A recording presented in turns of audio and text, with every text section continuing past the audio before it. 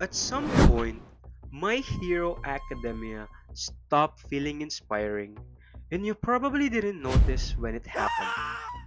A kid breaks his body just to be acknowledged. A teacher jokes about expulsion and means it. A kid is praised for surviving, while another is punished for trying. So here's the uncomfortable question. Why did this story feel hopeful when we were younger, but feels unsettling now? By the end of this video, you won't just remember this anime differently. You will understand why growing up made it hurt and why that was always the point. I started watching My Hero Academia when I was in high school. I still remember how heavy that second episode felt. All Might standing in front of Deku and saying, 君はヒーローになれる。at the time, it landed like a miracle. The symbol of peace, someone who felt untouchable telling a quirkless kid that he mattered. That moment did not just feel inspirational. It felt like permission, like being seen by someone you believed existed above judgment. この行動派オタクめ Back then, I thought this series would be simple. A school setting, training arcs, a clear path from student to hero. I did not expect much beyond watching kids grow into something greater. Rewatching it now as an adult, that assumption feels naive. The story did not change. I did. What once felt like fantasy now reads more like a reflection of how society actually works. The promise that things will make sense once you grow up, once you finish your studies, once you do well enough to deserve stability. I believed that promise for a long time, and slowly I realized how incomplete it was. This anime followed me through those stages, from high school, college, being a working student, and now adult life. Each time I came back to it, different moments stood out. Not because the writing changed, but because my expectations did. What once felt hopeful now feels complicated. What once felt reassuring now carries weight. And that's why this series stayed with me. Not because it offered easy answers, but because it kept asking the same questions while I kept changing. What I appreciate most about this story now isn't what it tries to explain, it's what it quietly mirrors. The world of My Hero Academia stopped feeling like fantasy and started feeling uncomfortably familiar. Power, whether it's a quirk, influence, or opportunity, doesn't automatically make someone good or bad. It just reveals what they choose to do once they're capable of acting. Watching it again, I realized the story isn't asking who deserves power. It's asking what kind of person you become once you have it. A hero, a villain, or someone who stays on the sidelines and watches things happen. As I grew older, that question stopped feeling hypothetical. When I first watched season 1, I didn't fully register what was happening between Deku and Bakugo. I watched it like a bystander, aware of the conflict detached from its weight. Coming back to it now, I realize how shallow that reading was. What I once labeled as bullying feels more complicated than that. Bakugo doesn't strike me as someone who simply wanted to hurt Deku. He feels like a kid collapsing under the pressure of being exceptional, told again and again and again and again that he was special, only to feel that identity threatened the moment someone unexpected stood beside him. That kind of insecurity is quiet, but corrosive. It does not announce itself as fear. It disguises itself as anger. And watching this now, what unsettles me most is how familiar that reaction feels. When you grow up, being praised, being overtaken doesn't just feel like competition. It feels like erasure. Sometimes the instinct isn't to grow, it's to crush whatever makes you feel replaceable. Meanwhile, Deku keeps doing something strange. He keeps trying to understand, even when it hurts him, even when it costs him. Seeing that level of empathy in someone so young unsettles me now. Not because it's unrealistic, but because it's rare and expensive. During the sludge villain incident, the tension between Deku and Bakugo deepens. On paper it's heroic, Deku rushes in without thinking, but slowing it down now, I notice how fragile that moment actually is. All Might had already captured the villain. The danger should have ended there. Deku's impulse interrupts that outcome. He clings to All Might. The villain slips free. What was meant to be rescue almost becomes the reason everything goes wrong. There's a quiet symbolism here I didn't notice before. Wanting something too badly doesn't protect you from consequences. Good intentions don't cancel risk.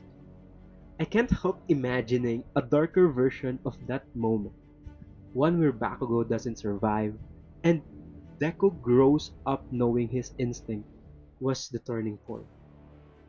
The story doesn't go there, maybe because that guilt would be unbearable for a child, but the possibility lingers, and sitting with it now, the moment feels heavier than I remembered. Later, All Might calls Deku his hero.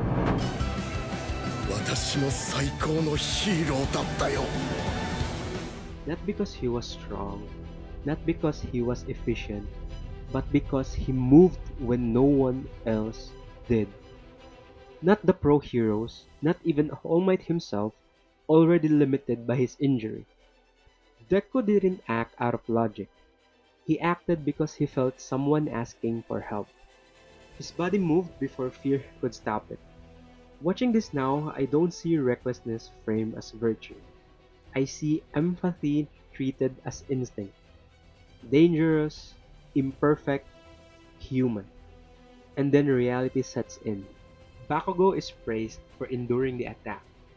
Deku is scolded for running toward danger.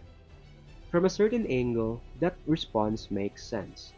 It mirrors how society values outcomes over intent. But another part of me can't shake the discomfort, because what Deku did feels closer to heroism than what he was punished for. Maybe that's why One for All is passed down to him. Not because he was the strongest, but because he moved when it mattered. Before he knew how, before he knew he was ready. When Deku finally enters UA under Class 1A, it should feel like relief. Instead, Eraserhead tells them whoever ranks last will be expelled. Watching this now, that moment hits harder than any villain attack. Not because it's shocking, but because it feels familiar. One bad evaluation, one ranking, one moment where you don't meet expectations, and suddenly you're disposable. Deku doesn't even understand his quirk yet. Every time he uses it, it hurts him. When Eraserhead singles him out during the baseball test, the pressure finally spills over. Fear, frustration, the weight of knowing this might decide everything. For a moment, emotion takes over. It looks like he's about to repeat the same mistake. That's when Eraserhead erases his quirk. Deku is forced to stop, to breathe, to reset, given something rare, a second chance. And what stays with me now isn't the throw, it's the pause before it. Just one finger, a small decision, but the first time Deku learns how to move forward without completely destroying himself.